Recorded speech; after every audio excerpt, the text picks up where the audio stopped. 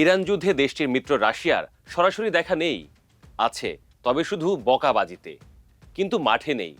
সত্যি কি নেই? ছায়া হয়ে অথবা অদৃশ্য শক্তি হয়ে পাশে ঠিকই আছে। কিন্তু ইরানের ক্ষতি মানে তো রাশিয়ারও ক্ষতি। তাহলে কি ভিন্ন জাদু বলে খেলে চলেছে রাশিয়া? এ প্রশ্নের উত্তর খুঁজতে খুঁজতে আরেকটা ব্যাখ্যা এসে হাজির। তা হলো চলমান যুদ্ধে রাশিয়া আরেক দিক থেকে লাভবানই হচ্ছে। কিভাবে? সেটা জানাতেই আপনাদের সামনে হাজির হয়েছি। রাশিয়ার প্রেসিডেন্ট ভ্লাদিমির পুতিনের গোঁফ নেই, আছে ক্লিন শেভ থুতনি। ইরান যুদ্ধ শুরু হবার পরপরই সেই থুতনি হাতিয়ে চলেছেন তিনি।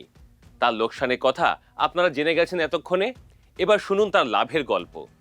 প্রথমে এসে পড়ে অপরিশোধিত জ্বালানি তেলের কথা। ইরান যুদ্ধের প্রভাবে আন্তর্জাতিক বাজারে তেলের দাম 13% বেড়ে $82 পৌঁছায়। এর ফলে রাশিয়ার ইউরালস তেলের দামও বেড়ে $57 ওঠে। অথচ ইউক্রেনের যুদ্ধের কারণে পশ্চিমা নিষেধাজ্ঞার মুখে রাশিয়াকে ব্যাপক ছাড়ে তেল বিক্রি করতে হচ্ছিল। গত ফেব্রুয়ারির শেষের দিকে রাশিয়ার তেলের দাম ব্যারেল প্রতি $40 নেমে আসে। ভেনেজুয়েলার প্রেসিডেন্ট নিকোলাস মাদুরোকে আটক করার পর দেশটি তেল বাণিজ্য হোয়াইট হাউসের নিয়ন্ত্রণে চলে যায়। ফলে ভেনেজুয়েলার রপ্তানি থমকে গেছে। এখন ইরানের তেল রপ্তানিও যদি বন্ধ হয়ে যায়, তেল শোধনাগারগুলোকে রাশিয়ার ইউরালস তেলের উপর নির্ভর করতে হবে। যদি তেলের দাম আরও বাড়ে, তবে ক্রেমলিন ওয়াশিংটনকে প্রস্তাব দিতে পারে যেন তেলের সরবরাহ বাড়ানোর বিনিময়ে কিছু নিষেধাজ্ঞা তুলে নেওয়া হয়। রাশিয়ার তেল উৎপাদন বাড়লে যুক্তরাষ্ট্রের পেট্রোলের দাম কমে যাবে, যা নভেম্বরের মধ্যবর্তী নির্বাচনে ট্রাম্পের জন্য সুবিধাজনক হবে। ট্রাম্পের মন আপাতত পড়ে আছে ইরানে। ওদিকে ইউক্রেনের প্রেসিডেন্ট ভলোদিমির জেলেনস্কি দুশ্চিন্তায় ঘামছেন। এমনিতেই মার্কিন মধ্যস্থতায় সেখানে শান্তি চুক্তির চেষ্টা থমকে আছে।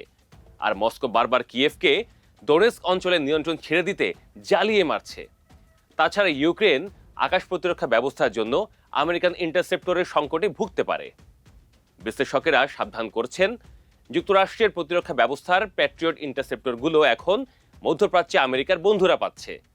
ইউক্রেন এ নিয়ে শঙ্কিত, কারণ প্যাট্রিয়ট ইন্টারসেপ্টর খুব কম সংখ্যায় তৈরি হয় এবং চাহিদা এত বেশি যে দ্রুত উৎপাদন করা সম্ভব নয়। কূটনৈতিক ক্ষেত্রেও রাশিয়া বাজিমাত করে দিতে পারে। চলমান ইরান যুদ্ধে মিটমাটকারী ভূমিকা নিতে পারে রাশিয়া। অতীতেও শান্তির বার্তাবাহক হিসেবে আবির্ভূত হয় মস্কো। 2025 সালে মার্চে মার্কিন ইরান পারমাণবিক আলোচনায় মধ্যস্থতার প্রস্তাব দিয়েছিলেন পুতিন। জুনের 12 দিনের যুদ্ধের সময়ও তিনি একই প্রস্তাব দেন। দুইটা প্রস্তাবই ওয়াশিংটন প্রত্যাখ্যান করে দেয়। পুতিন বলে কথা, তার হাতে উপায় থাকেই। ইরানে হামলা ও খামেনির বিদায়ের ঘটনাকে কাজে লাগিয়ে সাবেক সোভিয়েত প্রজাতন্ত্র তাজিকিস্তানের যোদ্ধাদের ইউক্রেন যুদ্ধে টানতে পারেন পুতিন।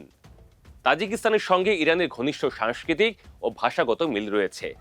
মুসলিম সম্প্রদায়ের বিরুদ্ধে পশ্চিমা ষড়যন্ত্রের ধোঁয়া তুলে তাজিকিস্তানকে উদ্বুদ্ধ করতে পারে। সমীকরণ আরও আছে। যুদ্ধ দীর্ঘ হলে ইরানের শরণার্থীদের ঢল ইউরোপের দিকে ছুটবে। এতে ইউরোপে উগ্র ডানপন্থী দলগুলো জনপ্রিয়তা বাড়বে। এ দলগুলো সাধারণত মস্কোপন্থী হয়। ফলে ইউরোপের পলিটিক্সে রাশিয়ার প্রভাব বাড়ার সুযোগ তৈরি হবে। সুপার পাওয়ারগুলো প্রোপাগান্ডা ছড়াতে এমনিতেই ওস্তাদ। এখন পুতিন ও তার সাঙ্গপাঙ্গ তাদের প্রোপাগান্ডা মেশিন দিয়ে ইরানের চলমান ঘটনাকে পশ্চিমা বেইমানি হিসেবে ব্যবহার করতে পারে।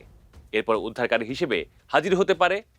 এমনিতেই সিরিয়ার প্রেসিডেন্ট বাশার আল আসাদ ও ভেনেজুয়েলার প্রেসিডেন্ট নিকোলাস মাদুরোকে রক্ষা করতে ব্যর্থ হয়েছেন পুতিন। তিনি ইমেজ নিয়ে সংকটে ভুগছেন। ইরানে তিনি খামেনিকে রক্ষা করতে পারেননি, কিন্তু বর্তমান সরকারের বাকিদের রক্ষা করতে তিনি তৎপর হতে পারেন। হয়তো সময় নিচ্ছেন কিভাবে সেটার বাস্তবায়ন ঘটাবেন। বিশ্লেষকেরা বলছেন, দাবার চাল একটু এদিক ওদিক হলে আবারও বন্ধু হারা হতে পারেন পুতিন, হারাবেন তার বৈশ্বিক ক্ষমতা। তাই ঠান্ডা মাথায় একটা দুটা চালের পরই চেক দিতে পারেন পুতিন।